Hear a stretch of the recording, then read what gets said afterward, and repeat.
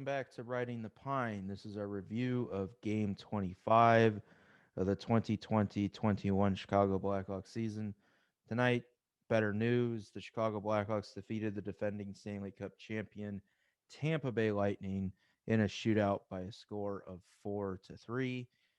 Before we get to the review tonight, though, if you could do me a really big favor and hit that like button down below and subscribe to the channel if you have not done so already. We greatly appreciate it. Also, this is a pretty emotional game with the news that came out this morning, as well as the milestones that were hit by Alex DeBrincat, scoring his 100th goal and then 200th point tonight. So please leave a comment down below. Show your love for Alex as well as Brent Seabrook. So with that, as always, I am joined by Chai sports fan Joe. Joe, how are you doing tonight? Hey Kyle, yeah, thanks for having me on again. And yeah, what a day, from going from the morning to hearing, about Seabrook and having him hang up the skates, and then, kind of I think all the Hawks fans kind of going through all the motions and looking at all the memories over the years that Seabrook had given this team and all of our fans. And then to the game tonight, kind of getting ourselves into a little bit of a hole, going down 2-0, and then coming back to tie the game a couple times, and then to end up winning it in a shootout. So it's just kind of been a whirlwind of a day. I think all the Hawks fans' heads are kind of going in 20 million different directions, but like I said, it's a lot better after you win a hockey game. Yeah, and I think being able to say that we took 3 out of 4 points, looking back on last night's game, uh, out of the 2 game set here from the back to backs, is pretty huge. It makes the onus on Sunday's matinee matchup all the more important, I think, for the Hawks. If they can come out of Sunday's matchup with a victory, I don't think anybody will be questioning whether they are a good team or not, or whether they should be making the playoffs or not. And I think uh, that the Hawks, I think have been uh, placed in the power rankings around the league around 11th through 13th. And I think you can firmly say that they're probably a top 10 team in the league this season, considering who they've played, how they're playing against them, the fact that they're doing what they're doing without $30 million of their salary cap. It's just unbelievable. Right. And I know we keep kind of like, especially me, it's like, boy, is this team gonna, what are they for real? Are they not? They're just riding some good, they're playing some good hockey. They're riding some good stretches, but it's like, are they going to come back down to earth? I feel like, as a Hawks fan, and like, because since we've had such low expectations coming into the season, we're all like, all right, they're surprising us a little bit, but are they for real? Are they gonna, keep this up? And I think we keep kind of waiting for them to drop back down, but they're not doing it. And so that's, like I said, I love the way that this team is playing. They're playing with a lot of heart, a lot of grit, and they're in every game. Really since those opening games, they haven't really gotten the doors blown off, so to speak, and which has been great. And it's a testament to the team. And let's just hope we keep it up. And I know we played 2 games out of this tough 11 game stretch. We got 9 games left, so let's see what they can if they could keep this thing going. Yeah, I still think we should um, maybe hold on to our butts a little bit, as Sam Jackson likes to say. But you know, it,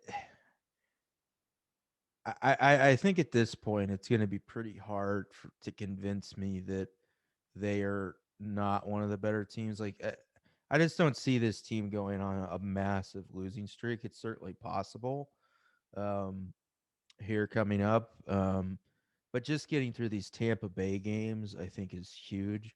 Because the reality of the situation is that after Sunday's game, we will have played 5 of our 8 games against Tampa. So that's huge. I mean, we still got 6 games with Nashville left. We've got 6 games with Florida left. And I'm still not convinced that Florida is for real or that they are maybe not that they're for real, but that they're better than the Hawks are. So that's a series I'm maybe even looking forward to more than this series because I don't think anybody's willing to say that Tampa's not the best team in the division, arguably the league.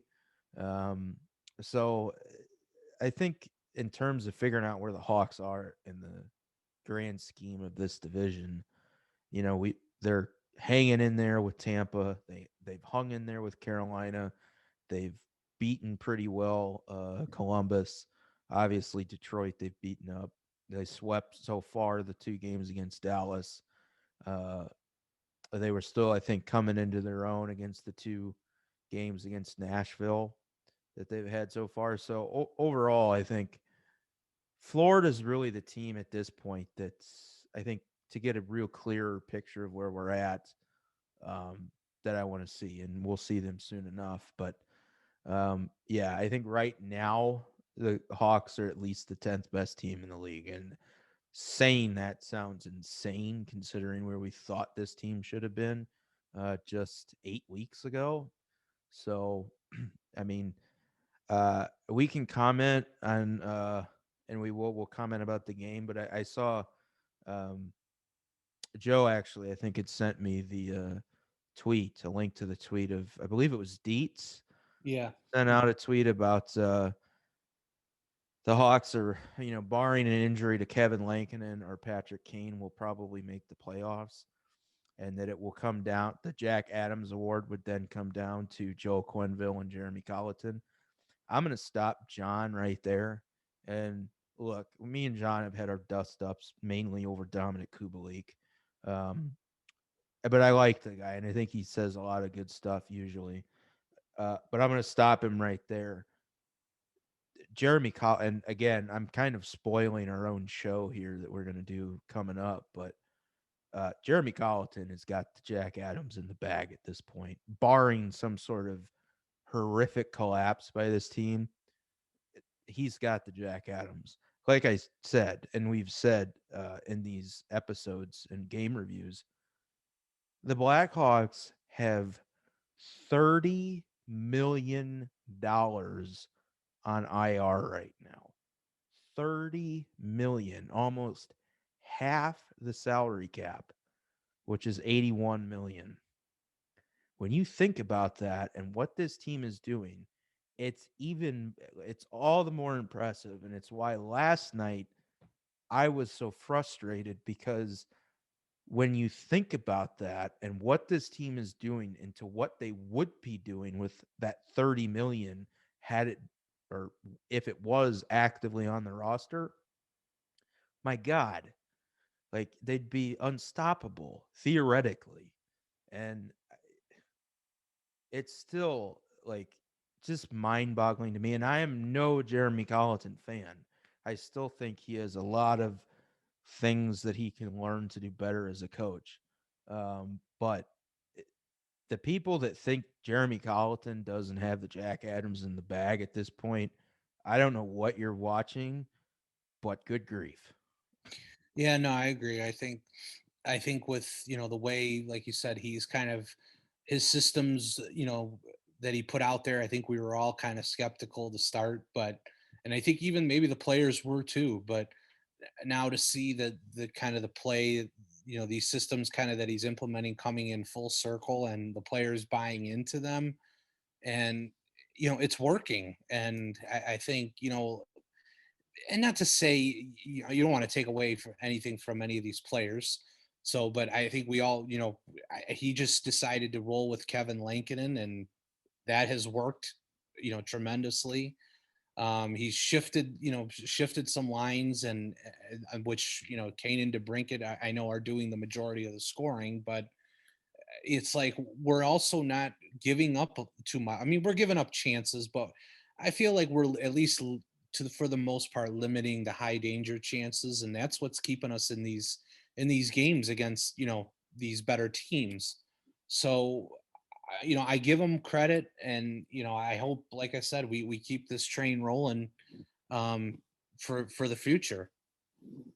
Yeah, I think there's so much to like about this team that you begin to wonder and ask the questions that we've asked all season. Is that with a healthy Kirby Doc, Alex Nylander, and a Jonathan Taves and Dylan Strome, do you keep some of the like who do you take out and who do you keep going into next season? Because you know, Yanmark has been a great addition.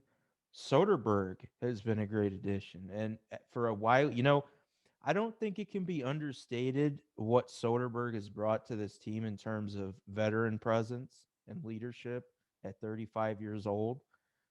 Obviously, played in Boston with a very good team there. He's got experience with young players, having played in both Colorado during their rebuild as well as in Arizona last season. So, I think that's another guy. And he was 67% at the dot tonight in 21 and a half minutes ice time. And he played 5.5 minutes on the power play and 4.5 minutes on the PK. That guy at 35 years old, that's a guy that you can bring in to emulate for these young players. 4 block shots, 2 hits, a takeaway. I mean, that guy had an amazing game tonight.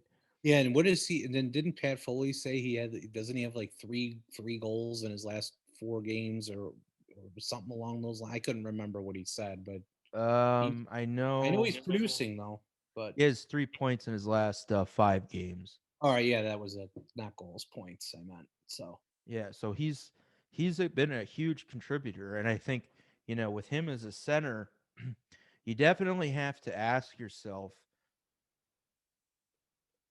if Strom look, assuming Taves returns, Taves is your one center, your number one center. Doc is your number two. Strom is probably a winger, and I think most people have probably figured that out now. So that then kind of opens the door because you've still got Suter and you've still got Kurashev, both which have played the center position. But if you were to bring back a Soderberg, where do you then shift Kurashev to wing? So you'd have like your top line would be Suter, Taves, Kubalik, and then Alex DeBrincat, Kirby Doc, Patrick Kane, and then Strom, Soderberg, Kurashev, and then we haven't even like that's the other thing we haven't talked about. We're at the fourth line, so we've got 3 spots left. We haven't talked about Yanmark. We haven't talked about Hagel, Carpenter, Highmore, Camp. Highmore is probably for sure the odd man out at this point, and obviously I think Walmart is as well. But and we haven't talked about Nylander either. The amount of talent on this team that's contributing is amazing. And I think I don't know what you do, Joe. Like I think I mean, that's what I'm saying. Like now, as we get through this month and we get to April 12th, which I believe is the deadline. Do I mean at this point? I know we had kind of discussed it a little bit. Do the Hawks at this point? I think you and I both think that the Hawks just kind of roll with the team that they have. But I mean, what value you can get? Like you said, you think DeHaan would probably they'd listen to offers for him. I mean, I would imagine they'd listen to offers for Yanmark, but it's like, yeah, I don't want to see Yanmark go, but I don't know what like you said, there's going to be a lot of decisions to be made, and I know Bowman's going to have some really tough decisions to make. Regardless of if this team is in playoff contention or not by that time. by the way, Highmore played a grand total of 5.5 minutes tonight, Oh, and Walmart wasn't much better at 8:55. So I do think those two guys are out. That you add Doc and then add Taves into the lineup, this lineup, and that's a pretty good lineup. But you still got Nylander out, right? And Strome's still out. So maybe, uh, I don't know. and One of those guys. and I always like, and I know we all the kind of the critics have been on the lowdown. I've been noticing too with Nikita Zadorov. I mean, he's had some pretty good games here too, and I Yeah, always like. And it's funny because I think I kind of was talking to myself a little bit about this. I was like, Nikita Zadorov, and looking at Victor Hedman from Tampa. I feel like Victor Hedman's the Lexus and Nikita Zadorov's the Toyota. So, that's a like, good. That's we a got the good. poor I like that. Yeah. we got the poor man, the poor man's Lexus, I guess you can say, Well, because yeah, and they're for both those of big you, bodies. Hedman can move the puck. I mean, he could shoot, but you know what? I mean, Zadorov. Not to say he's not on Hedman's level. Absolutely not. But he's still a big body. He's got a big wingspan. He could not get people off the puck, and that's what I've liked his play so far. I mean, and I know he sometimes makes egregious turnovers at bad times, but it happens. But for the most part, I've liked his play. yeah, I was gonna say for those of you that didn't get the joke there, Toyota owns Lexus. They're the same company, so the Toyota obviously being the poor man's car compared to what a Lexus costs. But anyway, that was a really good reference there, Joe. Okay, yeah, But yeah, I think Zadorov is playing himself into a fan favorite. Actually, I think for me, um, again, I know he played a lot, obviously in overtime, as well as in big moments, and that's fine, I guess, with this team. I don't think that's something you're going to want to see as the team develops necessarily. I still think Sidorov is a third pair, but I think he's a very good third pair at that. So as Mitchell develops, and once we get, you know, Bodan, Kalanick, and kind of the youth to continue to come into this lineup, I think maybe you can see uh, Zadorov ease down in the ice time a little bit. But I know Colleton had said, they threw them out there because of their size, and that's something the Hawks still don't really have is size. So I think, I mean, we talked about last night about Lucas Reichel. I don't know how big he is. I think he's about 6'1", maybe. He's not overly big. Um, but that's definitely something they want to add. Um, I'll be curious to see, even on defense with all of these defensive prospects. Most of them are small, except for Alex Vlasic, who's 6'6", and Regula, who I think is 6'4". So Regula is a guy to watch. I know he's kind of flown under the radar because of everybody else that stepped up, including Kalanick, who, as we mentioned the other night, 5 points in 4 games in the AHL. That guy is soon to be debuting in the NHL, hopefully this year. Um, but yeah, I mean, this team as a whole, man, like I feel like you gotta have, like, if you're gonna, I feel like Yanmark and Soderberg have been integral to this team's development at the two-way forward play, which has just been excellent. And I know Colleton had talked about during in his post game about Alex DeBrincat, and we've talked about it too.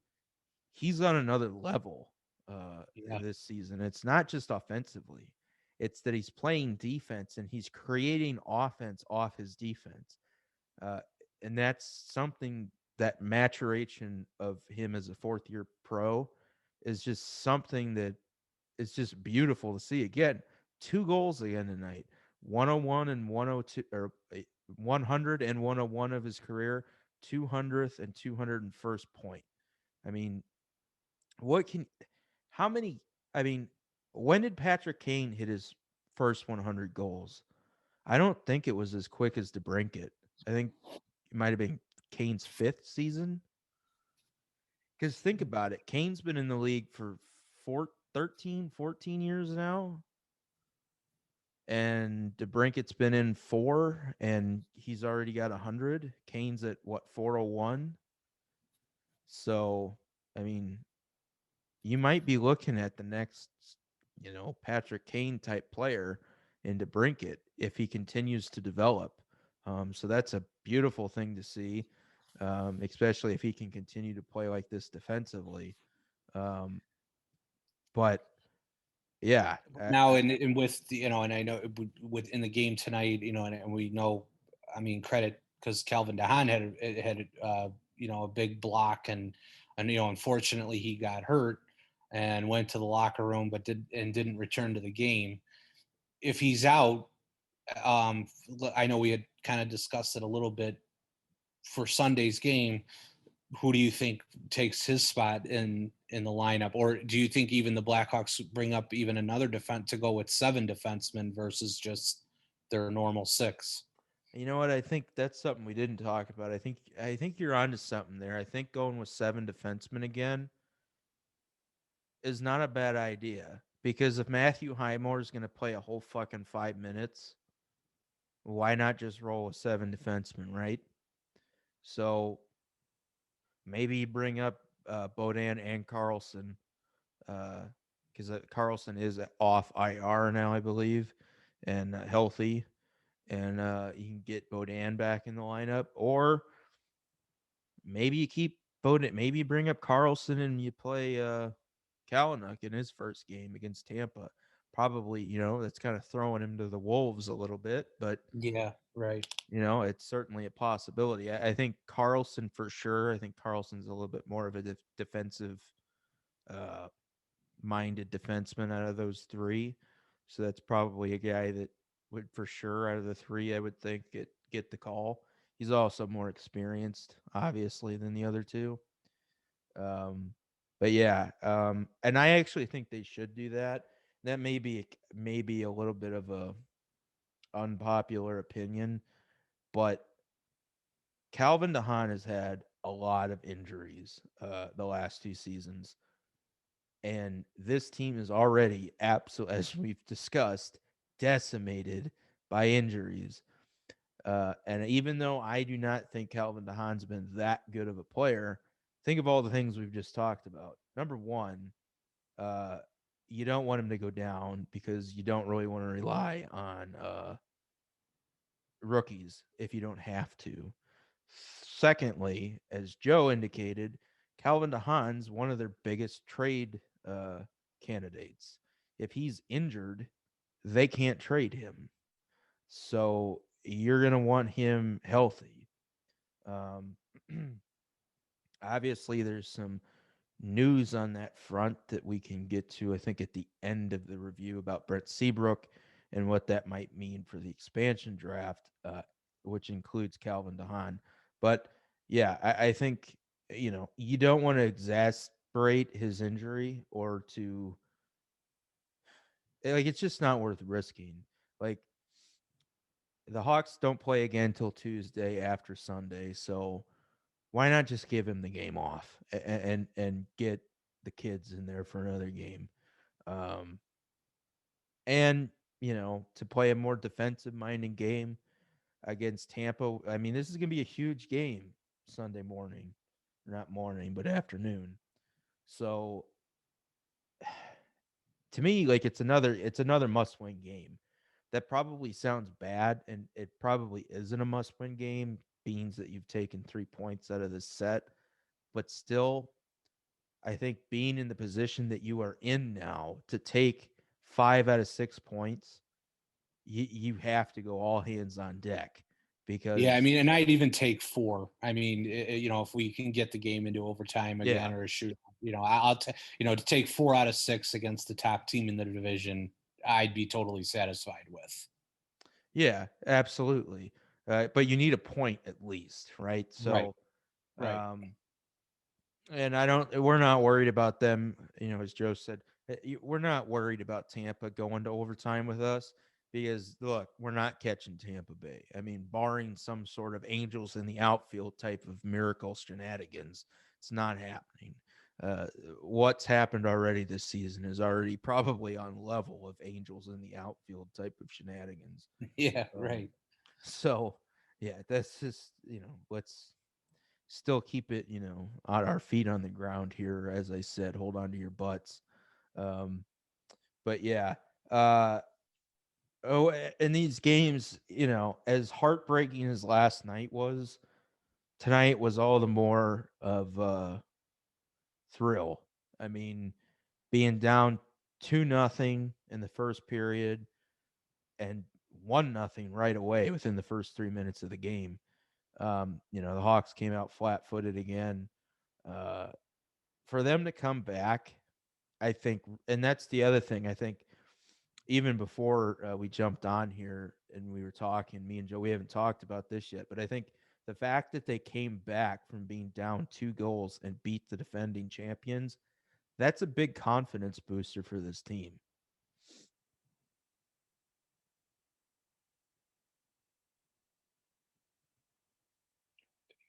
We didn't lose you again, did we, Cal? No, can you hear me? Oh yeah, yeah. There we go. Okay. Yeah. Um, no, yeah, I think definitely is a huge morale booster, especially when you have the game like you had, and like you said, we knew the Hawks were going to be tested in not just tonight, not just last night, but they're going to be tested for pretty much the entire month.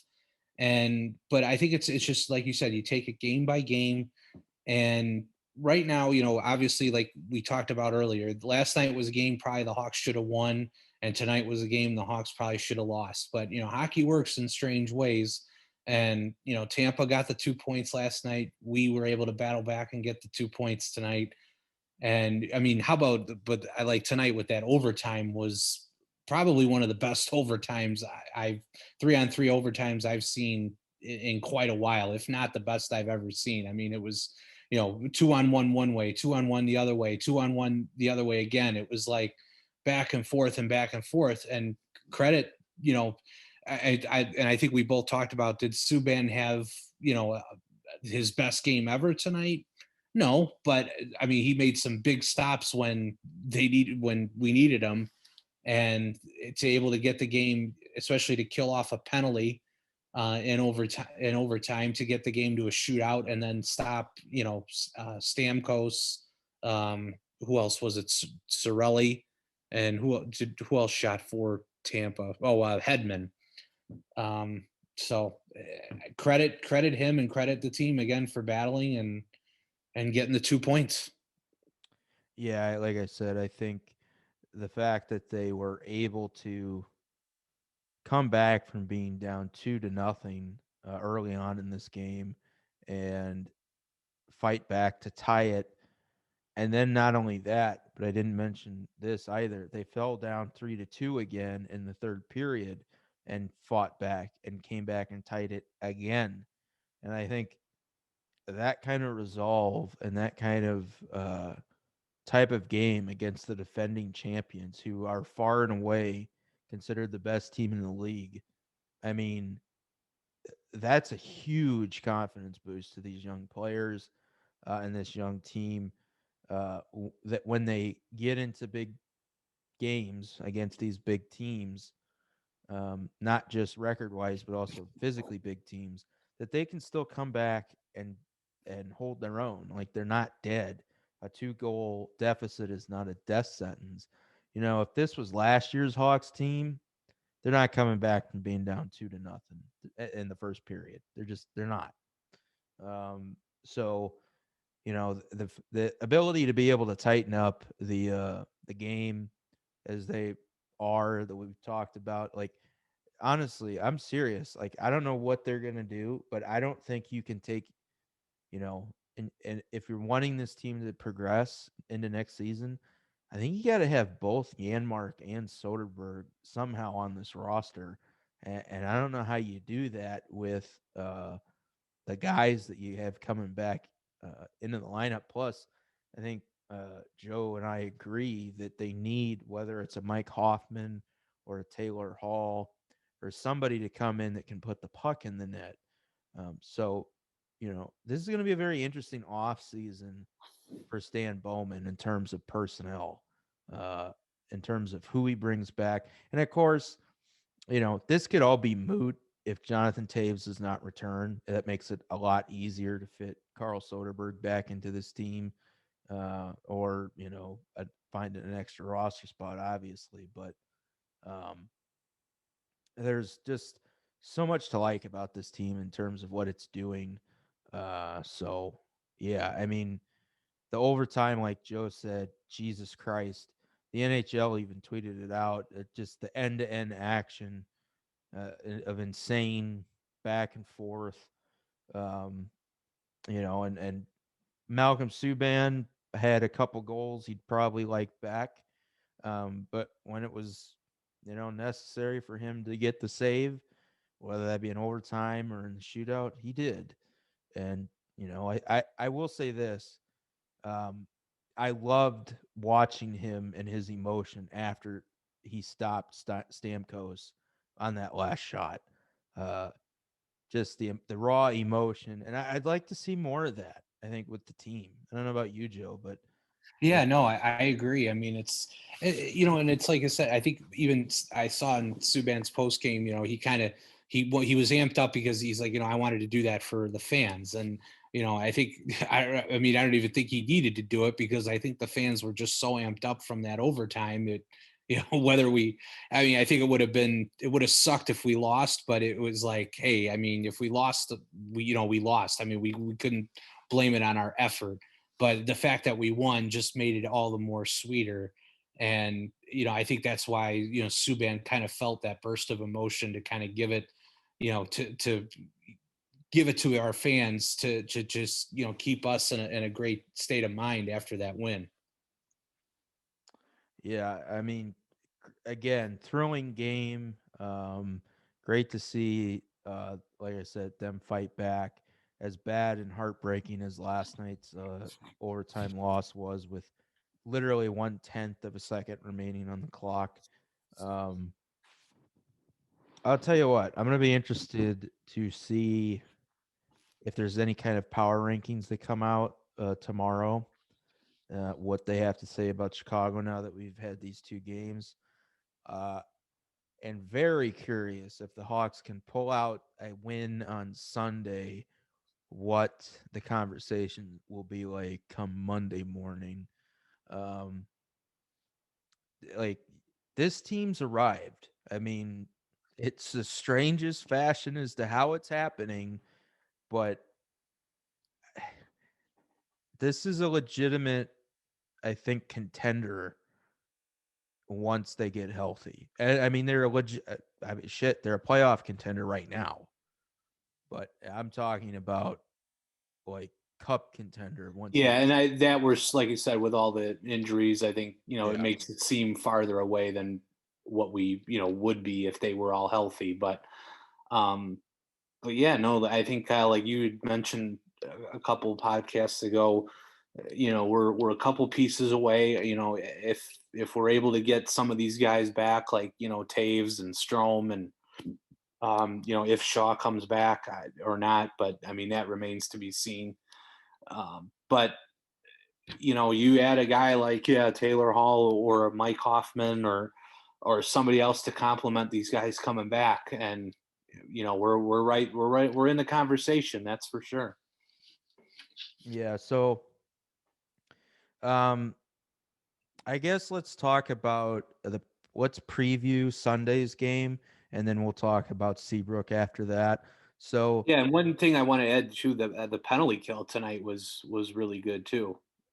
I mean, we had to kill off quite a few key penalties, and especially the one I think none bigger than the one in overtime.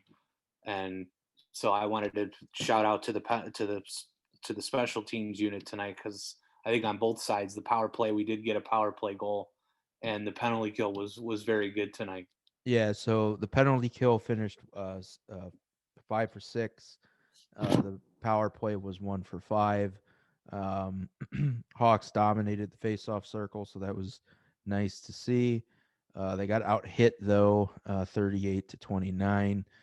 Chicago blocked almost double, close to double. the amount of shots at 25 to 14. Unfortunately, they gave a little too much away at 12 to 9 in giveaways. Um, but yeah, I thought, and I think they even mentioned it. They didn't play the cleanest game tonight, but they still won, and that's important. And I know Colleton mentioned it too. That's what they did last night. Tampa won a game they shouldn't have won last night, and arguably the Hawks won a game they shouldn't have won tonight. Um, so we're going tit for tat, and then obviously we got the rubber match here coming up on Sunday. Um, but previewing going into Sunday, we briefly talked about it before, and that's who do you start in goal? Uh, I know a lot of people are clamoring for Malcolm Subban, and I don't want to take anything away from him. This was a big W tonight, um, but to me, he still is like not good with rebound control, and one of their third goal tonight was a direct result of his poor rebound control.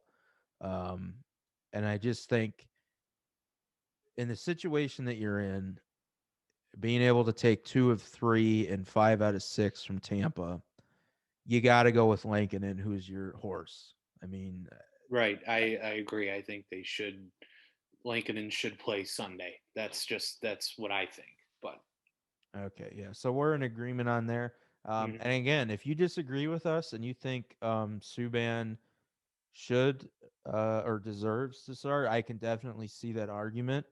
I just think at this point, Because you figure, and I figure too, Tampa's going to go back to Vasilevsky on yeah, on that's the other Sunday. thing too. So you want to put your top, you their top goalie, and you want to have your top goalie. So, and our top goalie is Lincoln.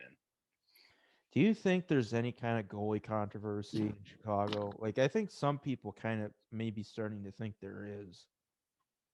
No, I mean, I think both goalies are complementing each other pretty well right now, and especially like I said, for coming into the season, I think we all thought that the goaltending was going to be a black eye for this team, and it's turned out to be a pretty big strength. So I don't think there's a controversy. I think Lankinen is definitely the number one guy going forward, and Subban's just there to complement him. Yeah, I agree, but I think a lot of fans, and rightfully so, I think you know there's a lot of potential in Subban, and by potential I mean like, look, hockey's not exactly a diverse sport. We all know that. And having a black goalie that really were to, especially in a city like Chicago, that can burst through and put up the numbers like he's been doing as of late, that's a big story. But I still think Lankinen's your guy. I think the consistency with Subban hasn't been there. Has Lankinen, and I think that's where Lankinen's kind of been in a little bit of a really good game and then either a bad game or a so-so game and then has a really good game. And Subban has been like either terrible or like a world beater. So, I think and maybe that's Lankinen coming back to earth a little bit, but I still think Lankinen's your guy. But I can see a lot of people really getting on the Subban train. So Right, and especially with Subban being a first round pick. I think that everyone, I think in Boston and in Vegas, they all when Vegas acquired him, and when Boston, had him, and they all thought he was going to be emerged as a potential number one, and unfortunately, in Boston he was behind Rask, and in Las Vegas he was behind Fleury, and I think coming to Chicago, after Chicago got him for Leonard, he thought, which him he thought, I thought for sure he'd be the number one coming into the season. I think most of us thought that, but after Lincoln played a couple of times and got hot and started making helping this team you know keeping them essentially in the hunt. Um, he took the reins and he's running with it right now. So, but again, I'm not going to knock on Subban because Subban's played well in lately most of the games he's played in. So it's a good problem to have when you have two goalies that you can at least depend on in one game or the other.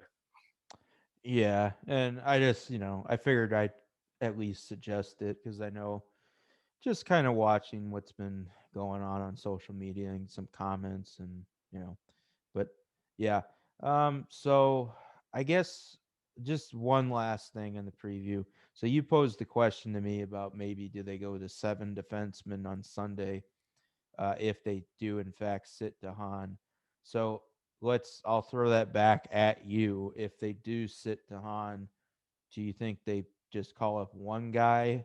And if they do, then who? Or do they go with 7D?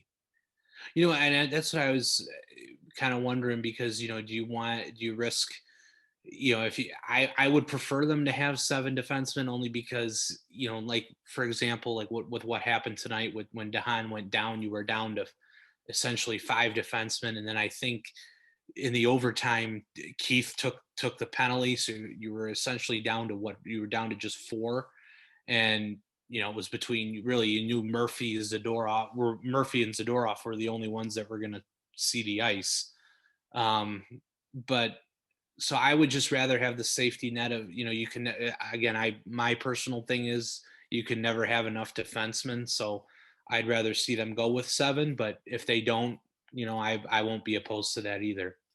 Yeah, I think too, going into Sunday, knowing that you want to win that game, I think making Tampa play tighter, both in the neutral zone and just in general. So I think if you can make that a more of a defensive game, that's more the like, look, this sounds weird, but the Hawks want to play a defensive game. Those are games they win. If the game is a one goal game or a tight, defensive game, that's a game they win. And they're not really good at running and gunning because they don't have the gunners. I mean, they don't really even have the runners for that matter. Um, so that New York Islanders Barry Trotz style of play where you suffocate them and you wait for a mistake and then you bury it. And you can do that when you got guys like Kane and DeBrincat and even a Kubalik on occasion. We didn't mention him tonight, but he got another kind of garbage cheap goal to tie the game. Um, and that's what he does. I mean, he's a guy that's gets the garbage goals around the net and puts the puck in the net. That's what he's supposed to be doing. So, yeah, I think that should be the game plan, especially since you want to pick up those points. But with that, let's move on to a little bit more of an emotional topic, which is that earlier this morning, Brett Seabrook announced his I guess, not formal retirement from the NHL. And obviously, congrats to him on a great career. Um, I thought for sure that he would have come back, but obviously something happened. Not sure still what. It's just something with his back, I believe, um, after the shoulder and hip surgeries that he had. And I know he was talking about maybe getting a potential hip replacement at some point with his doctors. Obviously, that's not set at any time right now, but obviously, I mean, Brent Seabrook started it all. He started with Duncan Keith, started the Hawks turnaround into what they are right now. Him and Keith started out in Norfolk, I mean, that's a long, long time ago when the Norfolk Admirals were the AHL affiliate. And yeah, I mean, 3 Stanley Cups, 1,100 games, most games with a defensive pair. What was it, 1,056 in Duncan Keith, most in the history of the league. Um, yeah, you still felt like he probably had another 100 games or more in him, but great to see. And it's gonna be kind of sad because you know I've talked about it. I think Duncan Keith is still a big part of this team's future, and even at what is he 37, going on 38 years old this season. Um, I fully expect Keith to play another 5 years at least. He's like Because the defensive Yaromir Yager. yeah, like I think Keith's gonna play. I mean, the dude's playing like 25 minutes on average a game this season at 38. There's no reason he can't play top 4 minutes. So 18 plus minutes theoretically for another 5 years, which would be a new contract. He's gonna get an. I don't think anybody thought when they gave him that 12-year. I believe it was a 12-year contract way back I think when. 13. I think it was even 13 years. Jesus. I don't Yeah. think I don't think anybody thought that and you want to talk about good contracts for good value. Holy shit. Yeah. Um that may be Bowman's best. But yeah, I mean what he's been able to do uh with obviously Brent Seabrook is just phenomenal. And I think, like I said, it's kind of sad that Duncan Keith is going to be here, I think, so much longer than Seabrook was able to be. Um, I do expect Seabrook at some point to take a role in the organization similar to Marian Hossa. Um, and I guess we can ask, I guess I'll ask you that. Like, what do you think Seabrook's future is? Do you think it's as a coach? Yeah, I mean, and I know he had even talked about in his, kind of post in his presser today. I think he wants to like take some time and be with his kids and even coach his kids. So, but I'm sure he'll do that and then maybe do some stuff with the Blackhawks when he can. And I would love to see Seabrook as more of like a maybe a more in player development, and especially for the defensive um, side of things. So because yeah, he's one of the best defensemen in Blackhawks history. So um, I'd love to see him have any kind of role really with this organization. He's given so much to it. So I think it's only appropriate that the organization does something to give something back to him. Yeah, I think he has coach written all over him, whether that is has an eventual replacement for Jeremy Colleton whenever Colleton's time is up. Let's face it, Colleton just got an extension. How long was it a 2-year extension they Two gave year, Colleton? yeah, it was a 2 year extension. Yeah, well, Bowman's probably kicking himself now after Colleton's you know probably on his way to a Jack Adams trophy. So Colleton's going to be here for a while. I'd assume probably at least another, at minimum, 3 years, if not 4 or 5. So that would definitely allow Seabrook, the time to kind of step away. But I think even having him as an assistant coach and being on the bench with these kids would be, I think, invaluable because they always talk about his leadership, right? And those are the kind of qualities I think you want in a coach. Um, so if he can kind of learn on the spot and hopefully I really do hope him and Jeremy, because I know there was some bad blood there. Hopefully those two can kind of mend fences a little bit for the betterment of the team. Um, but yeah, I know I mentioned to Joe before we jumped on here that whenever the UC is full again and they're allowed to, and I'm not, look, they're not going to do this until they have the ability to have a full capacity crowd. So even if they can get 10,000 fans into the 20,000 seat arena, 21,000 seat arena with standing room, um, they're not going to do this until they have a sold out, full standing room only crowd. But you've now got Corey Crawford to have a moment to return for the fans. You've got Brent Seabrook now, and even a lot of people I think get lost on this, but Marian Hossa. I know Marion's been in the stands up in the press box a couple times, um, but he still hasn't had his last shift, obviously, because he's not technically retired yet. And he's going to obviously have his Hall of Fame induction coming up as soon as he's eligible. So all of these guys are going to have their moments coming up as we head into probably 2022, and we're able to have these full packed houses again at the Madhouse on Madison. And I'm gonna throw this out there to Joe. I know me and Joe are, I think, similar in age, and he grew up watching this team in the '90s and early 2000s. And for me, I know his favorite player was Jeremy Roenick, but for me, it was Chris Chelios. And I have to ask this now that it seems the Hawks have obviously kind of made amends with Chelly. Do you think they will ever retire number 7 for both Chelios and Seabrook? Yeah, that's what I know. A lot of people were talking about that. A lot of Hawks fans were talking about that on social media today, and I think it should happen.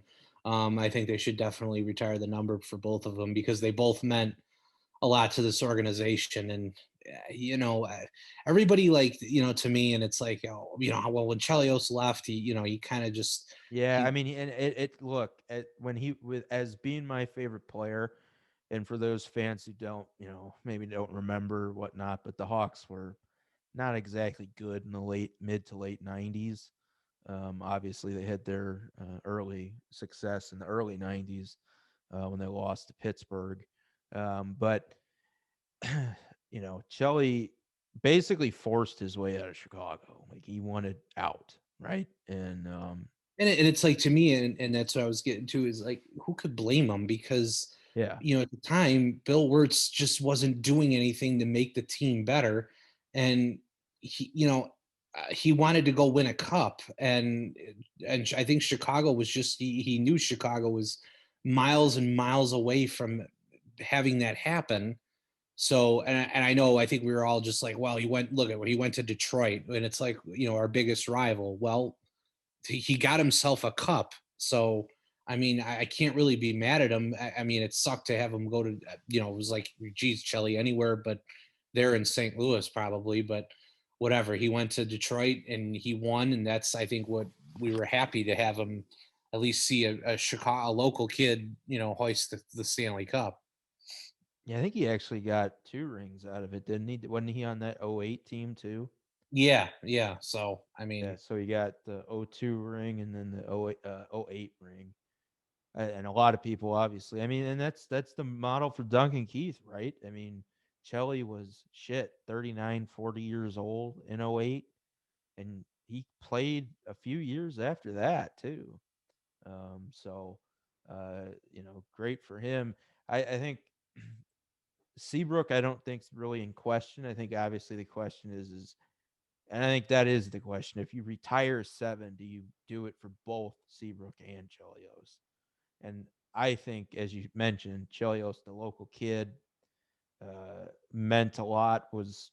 I mean, would you say he was the face of the team back in the oh yeah, I '90s? mean, yeah, I mean, he was the captain at one point of the Hawks. So, Yeah. I So, mean, but I would even over definitely. JR, would you say he was over JR? Oh yeah, well, yeah. As far as what he meant more, I mean, both of them meant a lot because I mean, Jr. was where Chelios was more of, obviously the defenseman, and Jr. was more of the goal scorer. But Yeah, I kind of like mean, I think Kane. both. I mean, you look at I'm thinking the back to that time when the Hawks core was really, it was Amani, it was Roenick, it was Chelios, Belfour. I mean, those were really your core four at one point during those like early '90s to mid '90s Hawks teams that unfortunately came close, but never got the ultimate prize. So, When but did Was Daze a rookie in '98? no, I think I remember like I said, I go back to the playoff series against Colorado. I think it was '96 where Daze was Okay, up with the Hawks that's then. right. Yeah, So, um, but yeah, you can even say, he he was was a a big part of young our young team. piece. Yeah, and So, then I just, I'm thinking back to all those guys. Like J.P. Dumont was later on, obviously, but Steve Sullivan, another one. Yeah, All Tyler Arneson, Kyle Kyle Calder. Calder, Mark Bell. Yeah. Well, Kyle So Calder, I think, that was when Duncan Keith and Seabrook were rookies, I think. yeah, I mean that was around 05. I think was it 05 or 06. Um, when they came up. So Yeah, I think it was was it like the 06. year after the lockout was that their first full seasons or was it Yeah, the so I year? think they brought them up the second half of 03, I think. Okay. And then their lockout, obviously, in 04. And then they traded Bell, right, to San Jose for Havlat, I think. Havlat and Hanzus. Yeah. And I think wasn't Hanzus supposed to be the bigger of those two guys? And then I think Hanzus must have been a throw in because I think he walked. He got injured immediately and then walked. I don't remember if they traded him or if he just walked in free agency. Then Havlat, I think, obviously they extended. Uh, but yeah. Or wait a minute. No, I think they got Martin Was Havlat Havlat from from Ottawa. Ottawa? Yeah. Yeah. Yeah, that's right. Yeah, and who did they send Calder to Ottawa? I'm trying to remember because they moved them both right about the Yeah, same I'm sorry. time. So I remember it was a three-way trade. I think it was July of '06. Havlat was traded to Chicago along with Brian Smolinski in a three-way deal that also involved the Sharks, who acquired Bell for Precinct and Hennessy. So yeah, I think the Hawks traded Bell to San Jose, and then San Jose traded Precinct. I don't know how it went, but So where but the did Havlat Hanzus and come from Smolinski then? came to the Hawks from Ottawa. Okay, well then, okay. Well, I knew the Sharks were involved, but where did Hanzus come from? Did they get him from Philly? Uh, I think I can't remember from where did they get Hanzus from? Maybe, Maybe Phoenix? I'm trying to remember where he played let's see. I'm trying to think when he because it came. was nice for him. I remember in that 2013 Cup run, and they reacquired. Well, that's right. They got Hanzus from San Jose in Yeah, you're 2013. right. They did. So Yeah. it was So technically, I was right. during the lockout shortened season, and I think in 13 on April 1st, the Sharks traded Hanzus back to Chicago for a fourth round pick. Yeah, I'm just trying to. I don't remember how we got him the first time, but Oh, the and first time was '06, okay, and he was with I don't where who was he with? was he in Maybe this? he had the rights to the Flyers because he played during the lockout. He played for Zvolin or whatever. It was in the Slovak league, but I think his rights were like you said. I think with the Philadelphia Flyers. I'm trying to remember what the hell they would have traded. Was it Arneson No, they traded. Yeah, here I brought it up here on hockey. I was or whatever it is. This Leighton? website. Hanzus was traded to Chicago in exchange for Calder Okay, yeah. on August 4th of '06. So I think that was from I think that was from Philadelphia. So I think we traded Kyle Calder to Philadelphia for Hanzus. Oh, hang on. Are you sure it wasn't L.A.? Mm, according to this, it looks like he was on because on the 12th of June of 2002, Hanzus was traded along with Robert Esch to the Philadelphia Flyers in exchange for Brian Boucher, and that was in I think that's when he was a part of Phoenix. But Well, I was thinking, didn't Calder end up with the Kings for some reason? Sorry, I know I'm throwing a lot of like no, weird yeah, that's hypotheticals all out right. there. No, because yeah, I'm looking at his on order who he's played for. So he played for St. Louis, then he played for Phoenix, then he played for Philly, and then he played for this Slovak team, and then he came to Chicago. Yeah, So and I think what Philly still had his rights. So I think we traded Calder to Philadelphia for okay, him. how many games did he play that first round with Chicago? Was it like Oh, I don't think it 3? was many because they said, yeah, then he suffered an ACL injury and was out the rest of the year. Yeah, and then I don't know if we trade. I think he just walked in free Right, agency. yeah. And then on in 2007 he signed a 4-year, $16 million contract with the Kings. Okay. Yeah. Yeah. Okay. Um, yeah, and then I was happy for him. That was, I guess, long-winded way of getting here. But happy for him to get that cup with the Hawks, and that uh, he got to play the full season after 2013 and 2014 because he was that trade deadline acquisition by Bowman. One of the better ones actually was Hanzus, who doesn't get talked about at all. It seems like it's always an Antoine Vermette or even a Johnny Oduya that gets talked about as a deadline acquisition. But picking up Hanzus was pretty big in 2013. And obviously, like I said, happy you got that ring. But yeah, um, and so you can see Blackhawks fans if you're newer to the fandom. Going back, the Blackhawks were not good, and No, they I weren't. like me and Joe remember Tyler Arneson was this new up and coming kid, and then what did they get Rutu at? Was he the sixth pick? I'm trying to Yeah, remember. I know he was pretty high Yeah. to him over to. Or it's like sixth or seventh pick or something like that. And he was going to be this star. And then everything just fell apart again. Daze had his back problems. Janoff wanted out. I think we shipped him off to Boston for God knows what. Um, we hit our rookie goalies who both became stars in the NHL at various points, and Craig Anderson Yeah, and Michael Leighton. Those were Jocelyn Tebow's successors, and I don't think any of us thought that either one of them would have been a starter. And then obviously Leighton was Philly's starter in 2010. So but yeah, no, it's been a ride with this team. That's for sure. But I'm just, like I said, I'm just glad when and when Rocky Wirtz took over the team, how things just really went from 0 to 100, really quick, and to how the Blackhawks were really such a forgotten team in Chicago to now being pretty much the most recognized. Is It just goes to show you what a turnaround that the organization oh had. yeah, I think.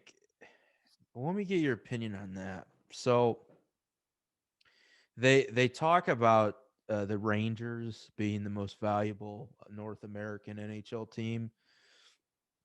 Do you believe that you buy into that?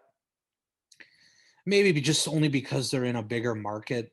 That could be the only reason, and not to say Chicago's a slouch because we're the third largest, but um, I that don't would even. be my only reason is just because they have a little bit more of I'd say of a following, and Do they you though? know well, I mean, I think if the Rangers get to where like the Blackhawks are, yeah, I think you're going to see a lot of the fans, Come quote back. unquote, come out of the woodwork and travel well and all that good stuff. See, So I just wonder though, and I look, I don't.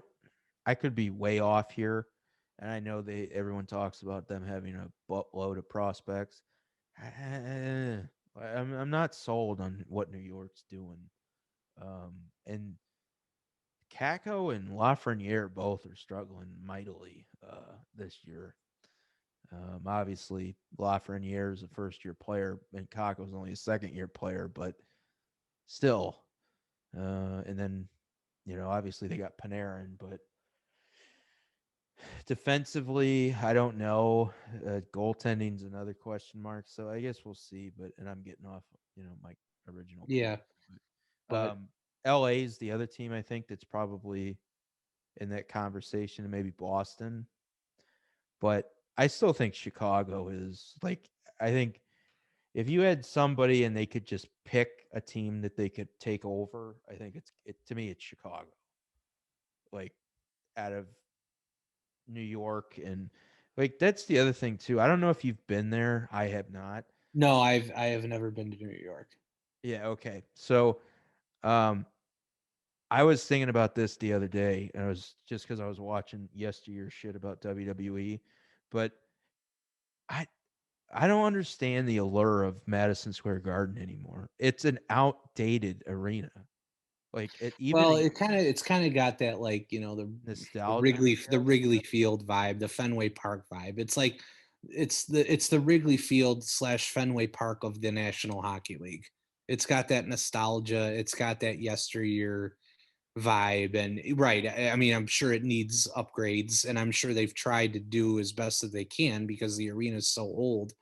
But yeah, that's why everybody says, oh, you got to go see a game in the Garden, just for the.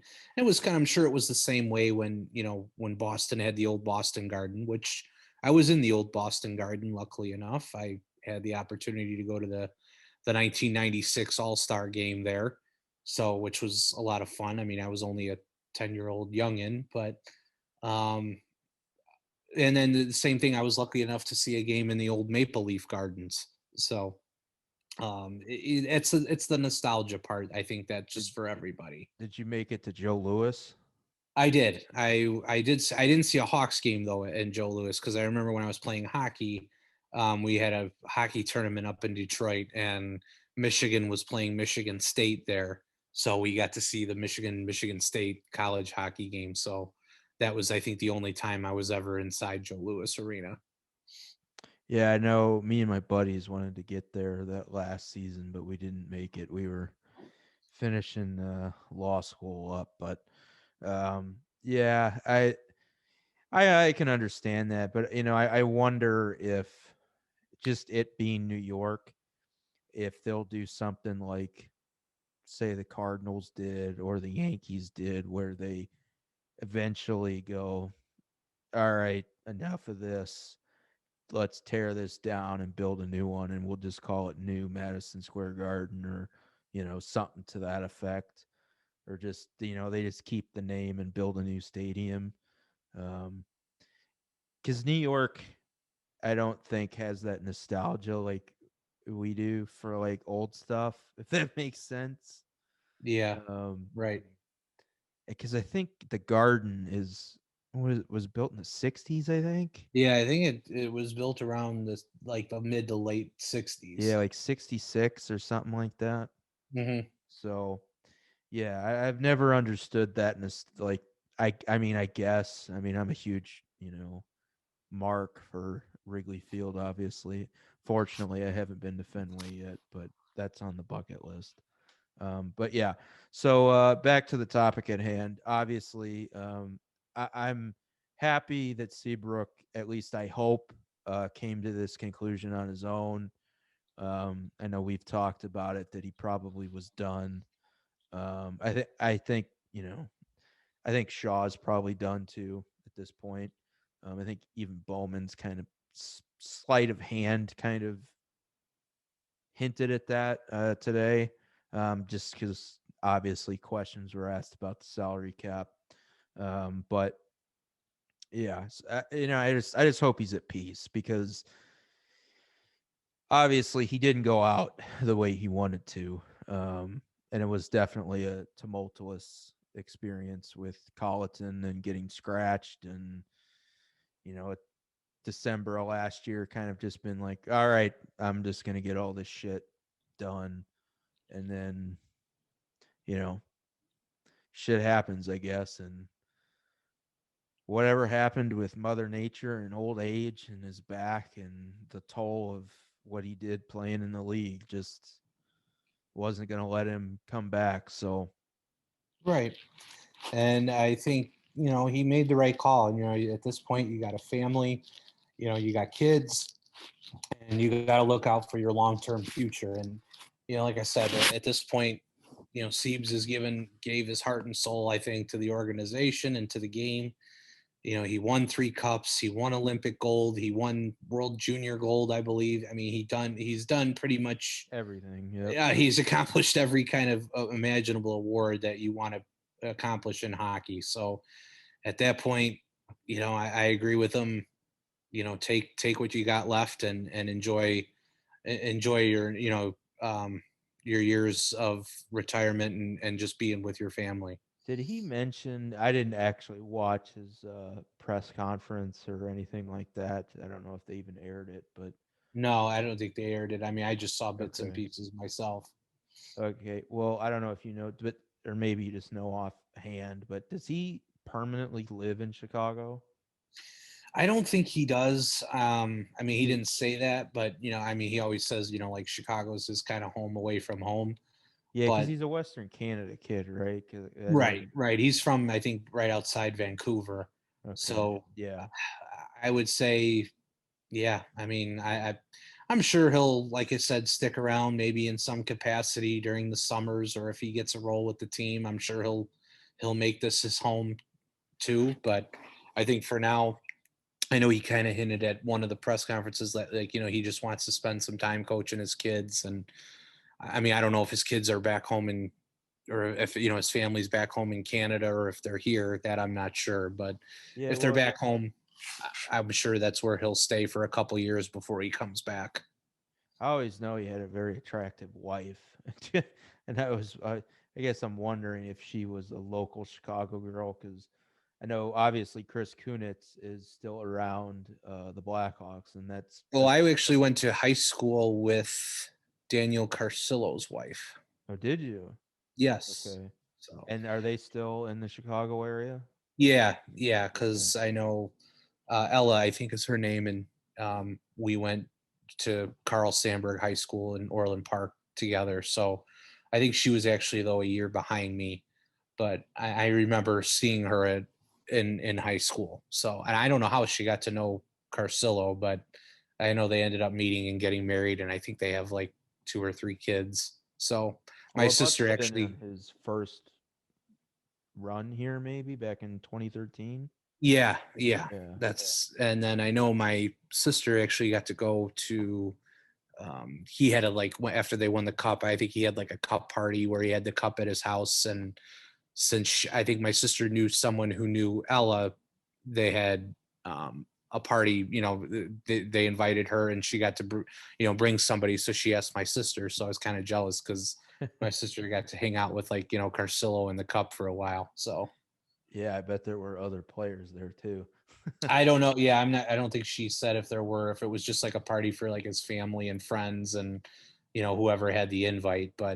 Um, but she, like, took pictures obviously with the cup and everything. So, but it was fine because I mean, I know when they won, I go to the convention every single year, and I was lucky enough to see it a couple times when it was at the convention. So Yeah. Well, I don't know. I think is Seabrook's wife named Dana, I think. yeah, I think it's Yeah, it's a Dayna. weird spelling, but I think it's pronounced Dana, I think. Yeah. And I don't know. I thought maybe they met in Chicago and maybe she was a local, so if that was the case, maybe they'd stick it out. And obviously, like I said, Chris Kunitz met his wife here somehow, and that's why he's with the organization, right? He'd only played one season here, Yeah. uh, and he just moved, obviously, to be closer to him and his kids. So, um, yeah. But yeah, anyway, again, the video, I commented on it. I know the Blackhawks tweeted it out, so if you want to go back and watch it on a more uh, I guess, intimate level, maybe on your computer or your phone, you can do that. It wasn't the best of videos, but I think, as we've talked about, they're going to have another night for all of these guys individually, um, where they let the fans kind of pay their respects. So, uh, even though, like I said, I wasn't too impressed with it, keep in mind that it was spur of the moment, I'm sure, when he announced today that he was done. So good on them for putting that together. Um, and yeah, uh, again, congratulations to Brent Seabrook on a hell of a career. Was it 15 seasons, I think, Yes, it total? was 15 seasons. That's just unbelievable, man. We're getting old, bro. Yeah. Like, I know. That's why I said, remember these kids coming into the league, and now they're, Crawford's retired. Yeah, Seabrook's Yeah, they're retired. about our age too, right? So Right, it's even getting weirder. right, right. But here's to the next chapter. So let's hope our current Hawks can keep this streak going and start kind of continue on the legacy of what these guys have built. Yeah, so that'll wrap this episode up of Riding the Pine. Again, in terms of the game, just a quick recap. Hawks won against the defending Stanley Cup champions in a shootout by a score of 4-3. We didn't talk about him at all, but Phillip Kurashev had the game-winning goal as the third shooter for Chicago. Malcolm Subban stopped all three Tampa Bay shooters. The Hawks overall are now 13-7-5. They've picked up 3 points out of the first four against Tampa, again, the defending champion. And the rubber match, as they like to say in baseball, will be this Sunday afternoon for a matinee game. So we will see them and be back with you. I think maybe I'll just upload Sunday night just to play around and see what our analytics look like day of game, since it won't be as it currently is 1 o'clock on Saturday morning as we're recording this. Um, but with that, everybody, again, thanks for tuning into the broadcast of our little small and hopefully growing podcast here. Um, as Pat Foley always says, we know you enjoyed the outcome tonight. Much better outcome than last night's game. And as I always say here, stay safe, stay healthy, keep your loved ones and your friends included safe. Make sure they're doing okay, both not just physically, but also with their mental health. I know a lot of people are struggling with that right now. So if you can, if you haven't heard from your friends, just reach out to them, see how they're doing. And we'll see you on Sunday night or Sunday late afternoon. So until then, let's go Hawks. All right, go Hawks. Thanks again, everybody.